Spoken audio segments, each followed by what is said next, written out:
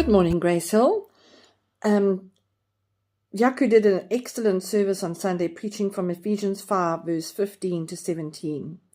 In that passage, it's as if Paul is saying, remember, before you came to know Christ, you wasted your time on pointless things. But now that you've come to know Jesus, you can make your time count and spend your days on things that matter most. Put simpler, you were dead, but Jesus made you alive. So, go live like it. The first thing we find Paul saying in verse 15 is, look carefully then how you walk.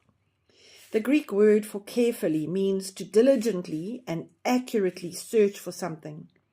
It's the same word used in Matthew 2 verse 8, when Herod sent the wise men to Bethlehem to go and search diligently for the child, and when you have found him, bring me word that I too may come and worship him. So this is a term of calculated and deliberate searching. Wisdom doesn't necessarily come naturally to us. We are not naturally wise. So if wisdom came naturally to us, there would be no need to carefully look at how we were living. There would be no need to search for wisdom. There would be no need to ask for wisdom. Wisdom is never portrayed in the Bible as something that we naturally possess. It's a gift given by God that comes through careful searching, through study and counsel and devout prayer. If anyone lacks wisdom, let him ask God, who gives generously to all without reproach. Wisdom is the skill of understanding and implementing God's word in your life.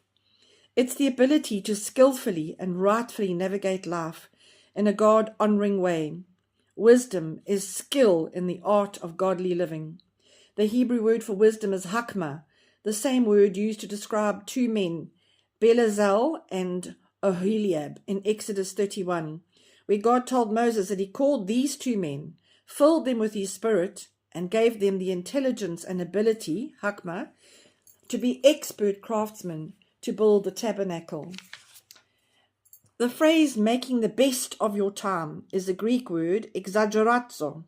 It means to redeem by payment of a price, to recover from the power of another.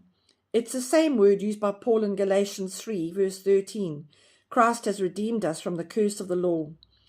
So in Galatians, Paul is saying that we've been liberated, set free from the curse of the law by Jesus. Death and damnation no longer own those who reside in Jesus. In Ephesians 5, Paul is saying that those Christ has redeemed should now begin to redeem their time. How this practically plays out in our day-to-day lives will vary from person to person, but the common ground for each of us is obedience to the will of God, for the glory of God. And on Sunday, Yaku gave us some practical tips that we need to perhaps revisit and apply in our lives.